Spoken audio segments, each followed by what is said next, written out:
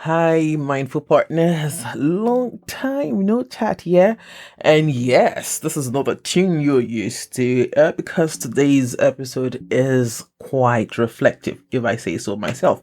And what a year it has been on Mindfully with Tumishe. So many real conversations. But in my opinion, I might be biased. It peaked with the one I had with my youngest brother. Do not get me wrong, yeah? Every episode this year has pulled me into some deep reflective spaces, and to be honest, it has helped me solidify my why. And if there's one thing I've learned on this journey, is that people often lose their way because they've lost their why. I've always known this, but it was said more succinctly by Travis Elliott while I was practicing yoga the other day on YouTube, and it hit me straight in the face. And even in the middle of all the craziness this year has brought me, trust me, there's been a lot of craziness. I can see that my why is getting stronger. And well, here we are. The first episode of the year, of course, was a conversation with Junior Jayomi Papati, who wrote the foreword to Living Mindfully, A Journey to Being. That's my book, if you've not read it. Then there was a conversation with the young god himself, Rodney Mokache, and he brought his A game and telling us how to, or well, maybe not telling us, or guiding us through living mindfully and living so mentally whole. That conversation was totally beautiful. Then there was a conversation with Ayo Daniels, living beyond romance, making timely choices for marriage. And just recently, that's last week, we ended the conversation I started 2 weeks ago with Bisolu, my younger brother, unraveling stories of origin in a deeply, deeply therapeutic way. So, before we dive into more conversations to help align our thoughts, emotions, and actions, let me take a quick detour, because if there's one question I've been inviting you to ask yourself this year, it is, who are you becoming?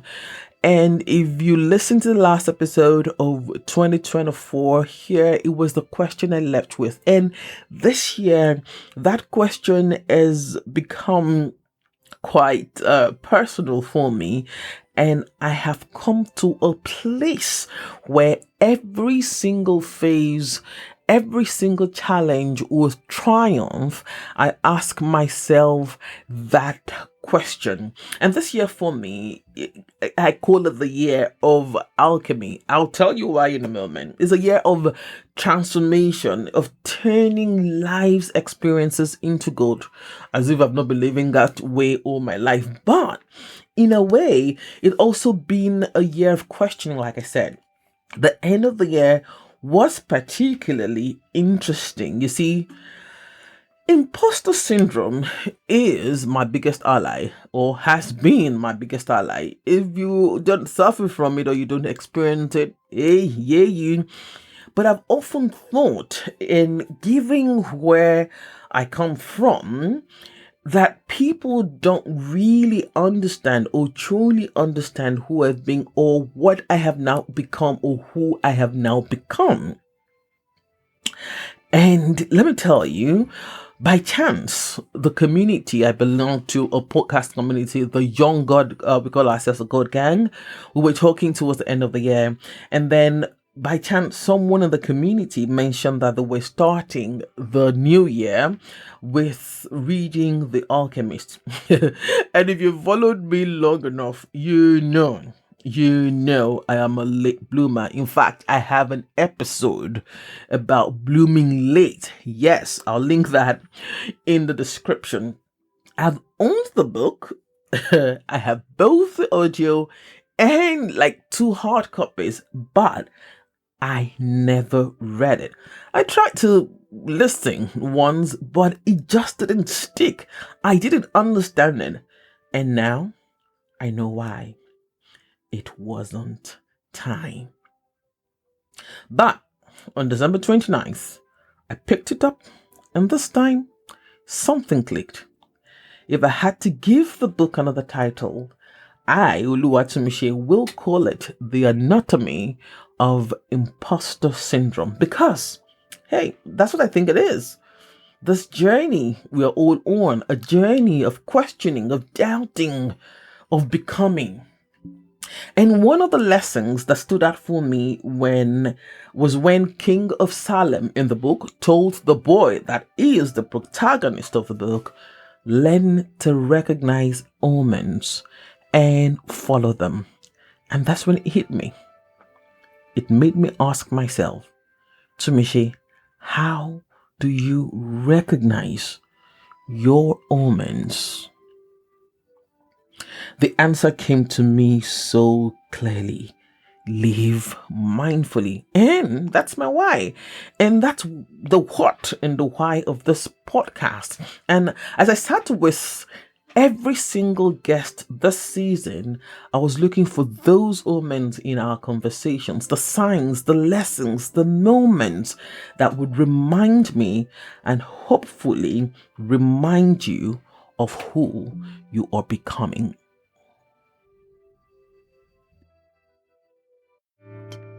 I am light, I am light. I am not the things my family did. I am not the voices in my head. I am not the pieces of the brokenness inside. I am light. This reflection naturally led me to something Ayo Daniel said on the episode that he was with me when we're talking about his book, Beyond Romance, Making Timeless Choices in Marriage. He reminds us that families don't just fall apart overnight. They unravel over time through the choices we make, the wounds we ignore, the conversations that we avoid. And again, following the omen, as this year has been for me, it led me to that conversation, and it was the backdrop to the conversation with my brother, Bisolu. We talked about how our family endured some form of misalignment at some point in the family history. He reflected on how my absence from home at some point in my late teenagers and young adult shifted our family's balance in ways I hadn't even realized. How for so long we handled conflict with anger rather than conversations, and how over time we learned something different.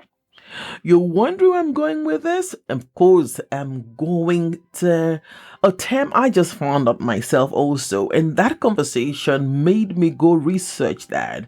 How family disintegration happens.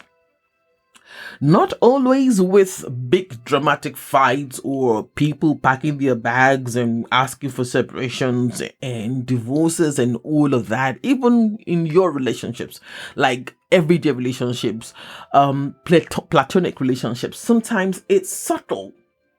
The slow unraveling of trust, the small fractures that turn into deep cracks. And like the Yoruba adage says, if the wall hasn't cracked, a lizard wouldn't be able to get in.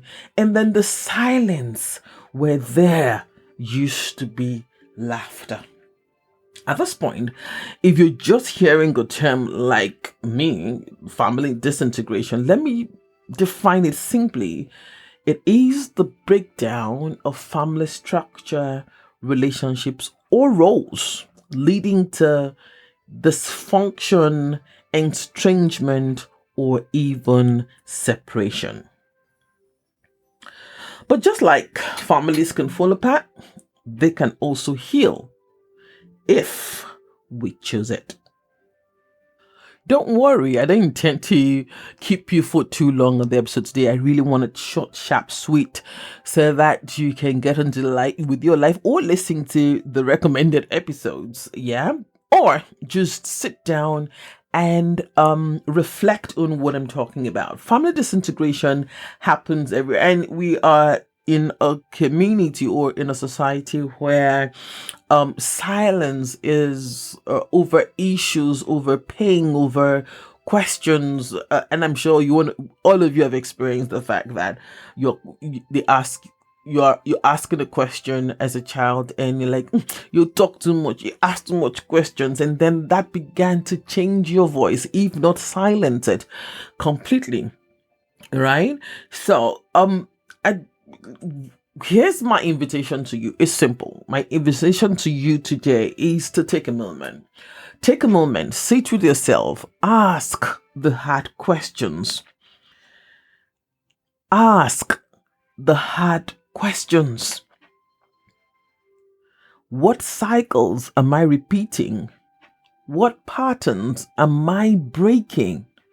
What choices am I making today that will shape the family I want to build, or the family I'm building, the love and the community I want to be part of tomorrow?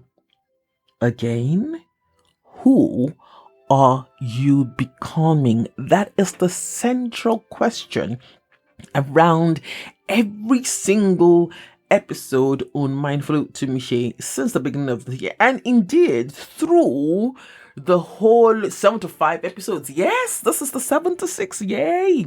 Through all of that, every single 75 episode has been pointing towards answering the question who we are becoming, who you are becoming, how you think, how you connect with your emotions, how you connect with the world, how you treat your money, every single thing around that and more, right? So at the end of the day, we don't just inherit families. We build them. It's a conscious effort. And just like we can rewrite our personal stories, we can rewrite the stories of our families too. We can choose conversation over silence. Or, like my family, you could choose conversations over anger. We can choose healing over bitterness. We can choose to show up differently. You can choose to show up differently, no matter how deep the pain, no matter how heartbreaking the stories of origin. You listening today can choose to show up differently for yourself, for the people that you love, for the community that you are in, for that workplace, for organizations that you have to be in and connect to. You can choose to do different. You can choose that the thoughts that come up in your head, the emotions that come up for you, when those thoughts come up, you can sit to ask yourself if these thoughts and emotion align with the actions that you're about to project. Do they serve your values? Do they serve you? Do they serve the picture of the person that you believe that you are and can be? And if you need a guide, of course, I highly recommend, for those who are just starting on relationships and all of that, I highly recommend Beyond Romance, because every timeless choice we'll make today becomes the foundation for tomorrow. Of course, Beyond Romance was written by Aya Daniels. The link will be in the description. And for personal growth, of course, there are a lot of books. I don't know why I said there is all the time, but there are a lot of books that you can read. I would recommend, of course, because I'm biased, to read Living Mindfully, A Journey to Being, and you'll hear what I curated there, or you would read what I curated there, and hopefully stop, breathe, notice, reflect, respond, and resolve will be able to help you navigate the thoughts in your head, the emotions in your heart, and see that they align with your actions and the vision you have for yourself. And of course, I will implore you to read The Alchemist. I would implore you to read The Alchemist. Of course, a book that, when the time is right, if the time is right for you now, might just reveal an omen that is signed or two for you. Right? Are we game on that? Deal? Okay, as always, I'd love to hear from you. All right, what resonated with you on this episode? What's your own story? The story of your family, the healing story, or your becoming story? Send me a message. It's in the link. And of course, follow Mindfully with Chimishe all over social media or my personal account. You can also follow Chimishe Okuku. All right. So let's share this episode with someone who you think needs to hear it. And let's keep having these conversations. First with self, and then we'll be able to stop, breathe, notice, reflect, resolve, and move on. All right? Okay? All right? Is that okay? Thank you very much for sticking with me. We'll get back to conversations next week. Trust me, we'll get back. There are a lot to cover. And the way we're going to with Mindfully to Michelle this year, God help me. So, until next time, stay mindful, stay intentional, and remember, you have the power to rewrite your story, your family's story, for the better of you. Love yourself, love your neighbor, love your country, above all, love God. He is the essence of your being. Until next time, I am Oluwatomishi Oladapo Kuku.